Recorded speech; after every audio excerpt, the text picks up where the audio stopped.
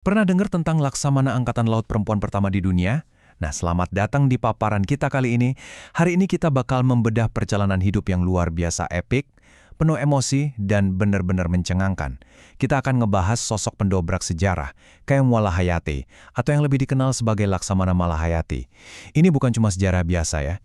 Ini tuh kisah nyata tentang cinta, kehilangan, dan kekuatan mental yang luar biasa dari seorang perempuan yang bangkit dari kehancuran buat mimpin ribuan pasukan di garis depan tempur. Sekarang, coba kita bayangkan sebentar. Apa yang bakal terjadi kalau duka yang sangat mendalam, kehilangan orang yang paling kita cintai, itu nggak bikin seseorang hancur, tapi malah diubah jadi armada perang laut yang nggak ada tandingannya. Kita bakal lihat persis gimana satu perempuan tangguh ngubah tragedi pribadinya jadi kepemimpinan militer tingkat elit. Di paparan ini, kita akan menelusuri perjalanan legendarisnya lewat 5 babak. Mulai dari darah pelautnya, titik balik tragis dalam hidupnya, ketangguhan pasukan Inong Bale, duel ngelawan penjajah, sampai warisan abadinya hari ini. Oke, kita masuk ke babak pertama. Darah pelaut Kesultanan Aceh. Malahayati ini lahir bukan cuma bawa gelar kebangsawanan aja, tapi jiwa tempurnya itu memang udah menyala sejak awal. Diwariskan langsung dari para pendiri kerajaan Aceh Darussalam. Coba deh kita intip silsilah keluarganya. Ayahnya itu Laksamana Zainal Abidin. Kakeknya Laksamana Muhammad Said Syah, dan kakek buyutnya Sultan Salahuddin Syah, sang pendiri Kesultanan Aceh. Jadi ya, kemampuan komando militer Angkatan Laut itu ibaratnya udah mengalir deras di dalam DNA-nya. Tumbuh besar di lingkungan maritim, gak heran kalau dia punya ikatan yang kuat banget sama laut.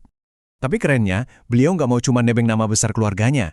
Demi ngebuktiin kalau perempuan juga punya kapasitas militer yang luar biasa, beliau masuk ke Akademi Militer Bergengsi, Mahat Baitul Maqdis. Dan tebak, beliau lulus sebagai lulusan terbaik. Keren banget kan? Disinilah dia ketemu sama senior yang akhirnya jadi suaminya.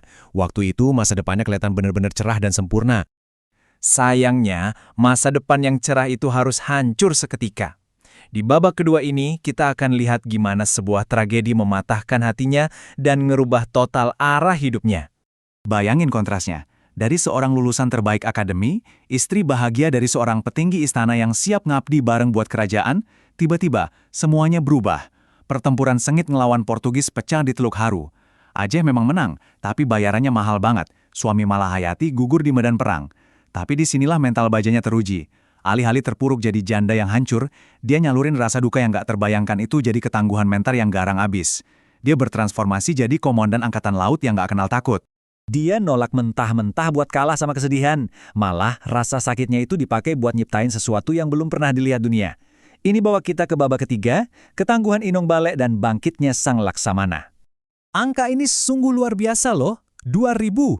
Malahayati sukses menginspirasi dan ngumpulin lebih dari 2.000 perempuan, para janda yang kehilangan suami mereka di Teluk Haru, dan juga gadis-gadis muda buat angkat senjata. Kemampuannya menyatukan hati-hati yang hancur jadi satu visi militer yang solid itu benar-benar luar biasa. Pasukan revolusioner ini dinamakan Inong Bale, yang artinya armada perempuan janda. Mereka mengambil patah hati kolektif itu, rasa duka yang mendalam itu, dan merubahnya jadi senjata mematikan. Inong Bale dengan cepat menjelma jadi tembok pertahanan paling menakutkan yang melindungi laut kesultanan. Benar-benar definisi mengubah luka jadi tenaga, ya kan? Dan jangan salah sangka, ini bukan sekedar pasukan simbolis buat gagah-gagahan aja, taktik dan aset militer mereka itu nyata dan canggih banget. Kapal perangnya full dilengkapi meriam berat. Terus, mereka bangun benteng pertahanan strategis di atas bukit, plus bikin menara pengawas di sepanjang pantai buat mantau musuh. Ganas banget sih aktiknya. Saking hebatnya, pasukan pelaut pria yang ada di bawah komandonya aja selalu menang telak selama 9 tahun dia menjabat.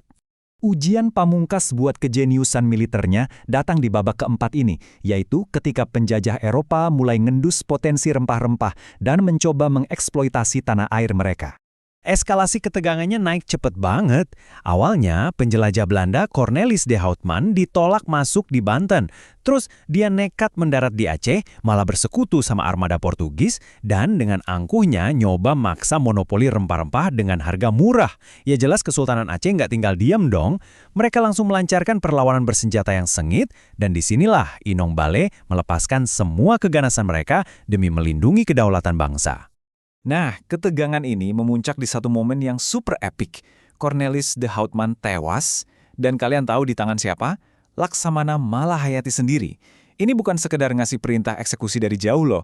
Mereka duel 1 lawan 1, berhadapan langsung, tepat di atas geladak kapal perang si penjajah itu sendiri. Gila sih keberaniannya. Berita soal Laksamana perempuan yang sukses numbangin komandan Eropa ini langsung nyebar kayak api. Reputasinya yang garang ini sampai sukses menggeser peta diplomasi dunia. Bahkan Ratu Elizabeth I dari Inggris aja sampai mikir 2 kali. Daripada ngajak perang dan harus berhadapan sama amarah Malahayati, Inggris lebih milih jalur damai, ngirim surat baik-baik ke Sultan Aceh, minta dibukanya jalur perdagangan. Bener-bener disegani banget. Akhirnya, kita sampai di babak terakhir, warisan abadi. Gimana sih dunia mengenang perempuan yang mendobrak batasan militer dan ngejaga perbatasan negaranya dengan luar biasa ini? Kalau kita lihat lini masanya, ini benar-benar cerminan dedikasi seumur hidup. Lahir tahun 1550 di Aceh Besar, beliau memimpin Inong Bale meraih kemenangan demi kemenangan selama 9 tahun, sampai akhirnya gugur secara heroik di bulan Juni 1615. Beliau mengembuskan nafas terakhirnya pas lagi bertempur ngelawan Portugis di Selat Malaka. Sekarang, makamnya di atas bukit di Krong Raya masih terus didatangi banyak peziarah. Dan pengaruhnya nggak berhenti di masa lalu aja. Sampai detik ini namanya tetap dihormati secara masif. Presiden menganugerahkan gelar pahlawan nasional buat beliau. Namanya juga diabadikan jadi nama kapal perang Angkatan Laut kita, nama universitas di Bandar Lampung, pelabuhan di Aceh Besar, sampai diadopsi jadi inspirasi banyak banget organisasi perjuangan perempuan. Semangatnya benar-benar masih hidup. Sebagai penutup paparan ini, coba deh renungkan pertanyaan ini. Gimana sih semangat dan ketangguhan mental Inong Balea yang luar biasa ini bisa menginspirasi perjuangan kalian sendiri hari ini?